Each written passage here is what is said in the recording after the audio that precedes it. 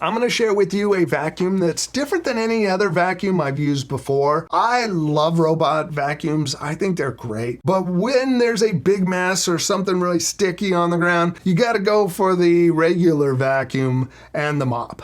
That's where this comes in. With the Roborock F25 Ultra, it can vacuum and mop at the same time. What's different though is that it can use steam and hot water to get really stuck on messes. Now, question with something like this is, can it really replace your vacuum and mop? When Roborock reached out, I had 4 questions about this device. 1, can it actually replace my vacuum or a robot vacuum? 2, what all can this thing do? 3, how does it work? And 4, the most important question of them all is, how well does it actually clean? So I'm going to answer those questions in this video. But first, this video is sponsored by Roborock. They did send this over for me to check out. They have a spring sale going on right now where you can save $300 on this. And you can buy one at Amazon, the Roborock store, Best Buy, or Target. So you got options. Now to the first question, why would I get this instead of a regular vacuum or a robot vacuum? Well, this is designed to do both the vacuuming and mopping at the same time. And it's designed for hard flooring, such as tile, laminate flooring, hardwood flooring, vinyl, and stone flooring. Since this uses water and steam, it's not really meant for carpet. That's where you would still need a regular vacuum. Now to answer question number 2, what all can it do? Well, this has various cleaning modes. There's a steam mode that's meant for dried on food or messes. It will use steam up to 356 degrees to break down that dried on mess, and then mop it and suck up any water. Next is the hot water mode, and that'll use hot water up to 187 degrees Fahrenheit. And with that, it's good for grease or other things spilled on the ground. It'll have that hot water to pick it up and then suck it up. Then there's the standard wet and dry cleaning, and this is for just the everyday messes. In my house, I have the hardwood floors and I have dogs, so you end up with paw prints and fur around and whatever other debris gets on the floor. This will suck up all the debris and then mop. Another feature of this is the dirt detection. So if it is detecting a bunch of dirt and debris on the ground, it will increase the suction level and it'll add more water for mopping. Now, question number 3, how does this thing actually work? On top of the base is a water tank. You pop that water tank off and you fill it with clean water. And there's a spot for detergent, and you pour a little detergent in there and put it back on the base. Once the tank is filled and put back on, you can use the hot water mode and it'll spray hot water onto the roller. If you use steam mode, it'll spray steam out of the steam outlets on the front. Now, Roborock calls their system vapor flow and wave flow, and that is the combination of the steam for deep cleaning, the hot water, the pressure of the roller, and the suction. Whatever mode you use, it's going to vacuum up the water into the dirty water tank. So it's always using clean water out of the fresh clean water tank and then sucking it back into the dirty water tank that also catches debris, which this actually has 22,000 PA of suction. And if you look on a lot of vacuums, you'll see 8,000, 5,000, 10,000. Well, when it comes to a dry and wet vacuum, you want to have as much suction as possible so it really sucks up any water and debris at the same time. Another feature Roborock has is their Slide Tech 2.0, and this brings power assisted wheels to help you push and pull the vacuum, which is great, especially with a wet and dry vacuum. Having that water tank on there adds a little bit of weight to it. So being able to adjust how much power assist it helps with the the movement of the vacuum. And you can adjust it from a low, medium, or high by going into the Roborock app. A couple other features when it comes to the roller, it's an anti-tangle design, and since it doesn't have brushes around it, there's no place for fur or hair to get trapped in it. And that roller also brings edge-to-edge cleaning. Since it goes all the way to the edge of the vacuum, you can get up close to baseboards and not only suck up debris, or like in my house, pet fur, but it can mop right up to the edge. You could easily change modes by using the button on top of the handle and cycle through the different modes. Sponge mode, auto mode, steam mode, hot water mode.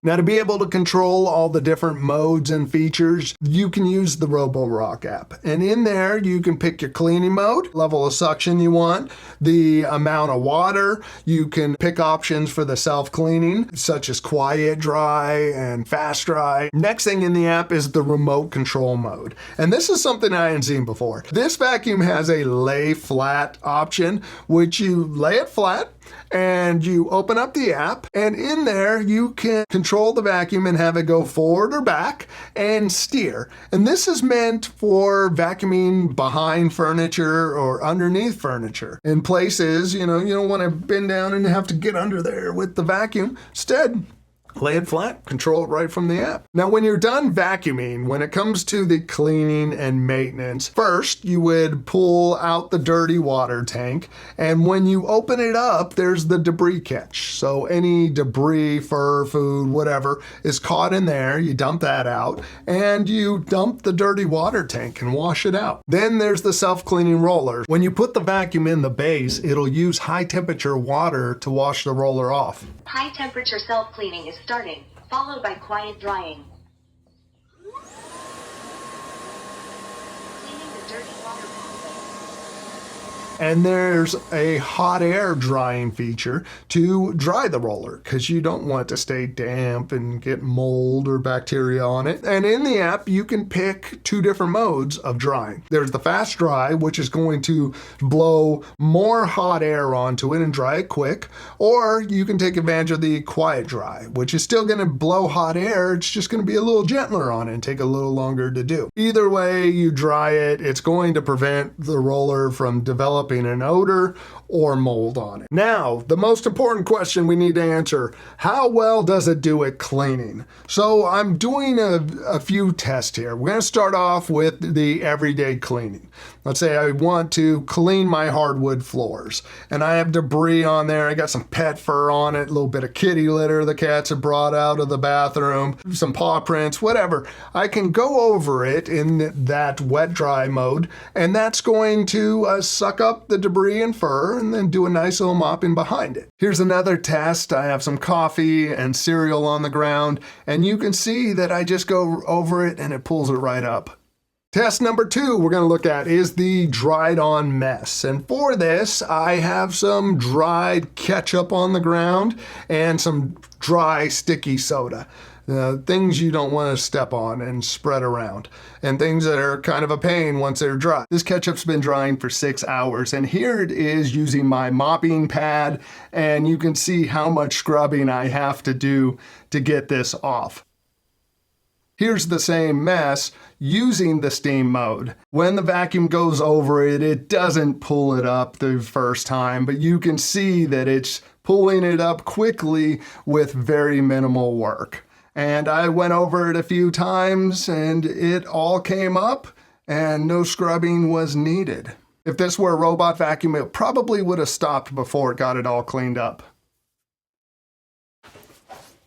Test number 3 is going to be using the hot water mode. And Roborock says this is good for things like grease. Here's some milk, syrup, and vegetable oil. Here we go, hit the oil and syrup first, and then we'll go for the syrup and milk.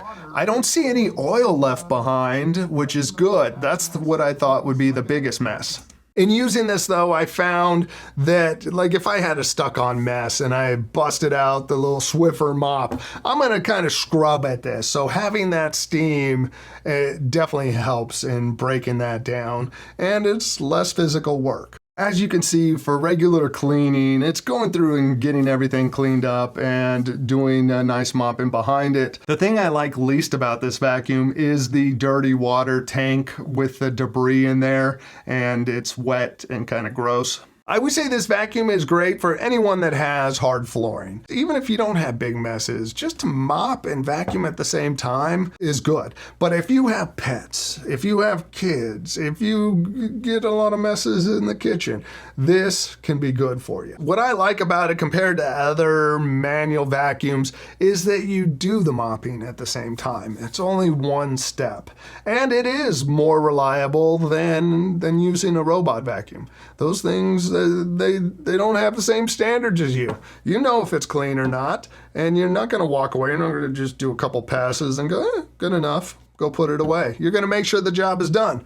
Robot vacuums aren't always that reliable. If you want to check out the F25 Ultra and save $300, there's the link in the description. Also, I'll put a link down there to the F25 GT. And this is their more affordable dry and wet vacuum. It has the everyday cleaning mode, so it's going to do the dry suction and then the wet mopping. It just doesn't have that hot water or that steam feature. But you can save some money there and still get the benefits of doing your cleaning, your vacuuming and mopping in one shot. So definitely go check out those links. Question for you guys.